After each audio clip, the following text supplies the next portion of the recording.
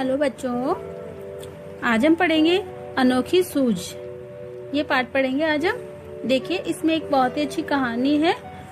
बात पुराने जमाने की है। उन दिनों देवताओं और दानवों में युद्ध होता रहता था।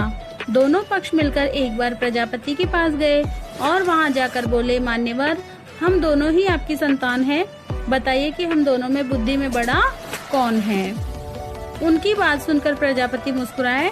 मन में सोचने लगे कि किसे बड़ा बताऊं। देवताओं को बड़ा बताता हूँ तो दानव नाराज होते हैं, दानवों को बड़ा बताता हूँ तो देवता नाराज होते हैं। हो सकता है तब दोनों आपस में लड़ने लगे। ठीक है बच्चों, तो ब्रह्मा जी के लिए ये बड़ा ही कठिन प्रश्न था। बच्चों, पुराने जमाने में होता क्या था कि देवता और दानव दोनों एक बार आपस में लड़ने लगे। देवता तो कहने लगे कि हम बड़े हैं और दानव कहने लगे कि हम बड़े हैं। इस प्रकार से दोनों झगड़ने लगे। तो दोनों ने निर्णय किया कि हम दोनों ही प्रजापति ब्रह्मा जी के पास जाते हैं और उनसे पूछते हैं कि हम में से बड़े कौन हैं। तो वो दोनों जाकर बोले कि मान्यवर, हमें बताइए कि हम दोनों में से बड़े कौन हैं, देवता बड़े हैं या फिर दानव बड़े हैं। उन दोनों की बात सुनकर ब्रह्मा जी को बड़ा आश्चर्य हुआ कि ये तो दोनों ही मेरी संतान है और मैं इन दोनों में से किसे बड़ा बताऊं। अगर देवताओं को बड़ा बताता हूँ तो दानव नाराज होते हैं और अगर दानवों को बड़ा बताता हूँ तो देवता नाराज होते हैं। तब ब्रह्मा जी ने कहा कि तुम लोग ऐसा करना, मेरे पास अगले दिन आना, मैं इसका उत्तर तुमको कल दूंगा। क्योंकि ब्रह्मा जी के लिए बड़ा टेढ़ा प्रश्न था ये। तो बड़ा बताए तो किसे बताएं, कुछ सोच कर वे बोले इसका उत्तर कल दूंगा। ठीक है, आप दोनों ही कल मेरे पास यहाँ पर भोजन के लिए आमंत्रित हैं। भोजन के बाद बताऊंगा कि बुद्धि में श्रेष्ठ कौन है।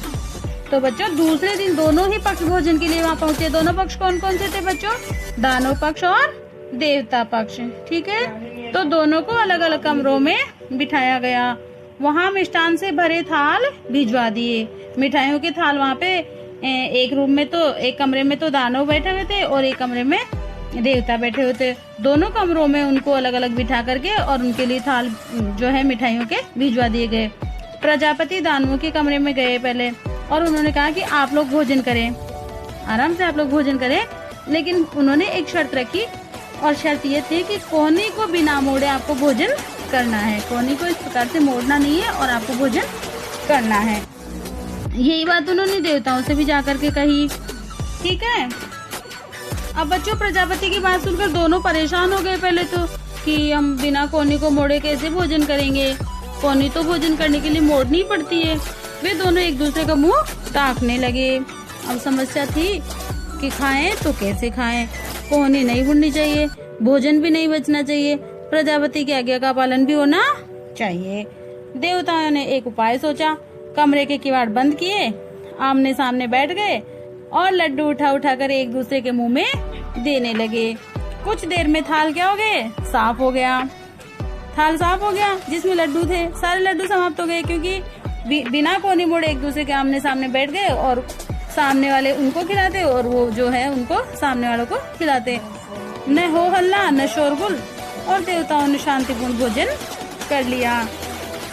अब बच्चों, दानव अपने कमरे में बैठे परेशान थे। सोचने लगे कि बेकार ही यहाँ आए, नहीं आते तो ये परीक्षा तो नहीं होती, आ ही गए तो परीक्षा देनी ही पड़ेगी। अब वो परेशान हो रहे थे। दोनों दानवों ने भी किवाड़ बंद कर लिए।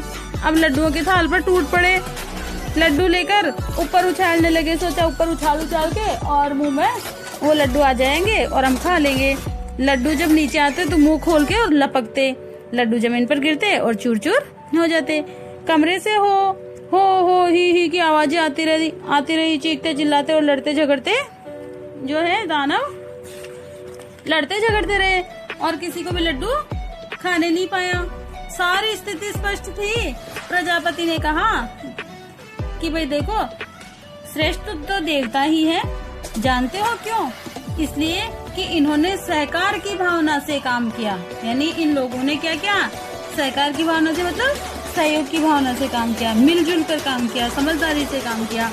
खुद भी खाओ और दूसरों को भी खिलाओ, जियो और जीने दो। ये इनकी क्या थी? विशेषता रही। इन्होंने बुद्धि से काम लिया, सूझबूझ दिखाई, ये आमने सामने बैठ गए और एक दूसरे के मुंह में लड्डू देते रहे। थोड़ी देर में थाल साफ कर दिए।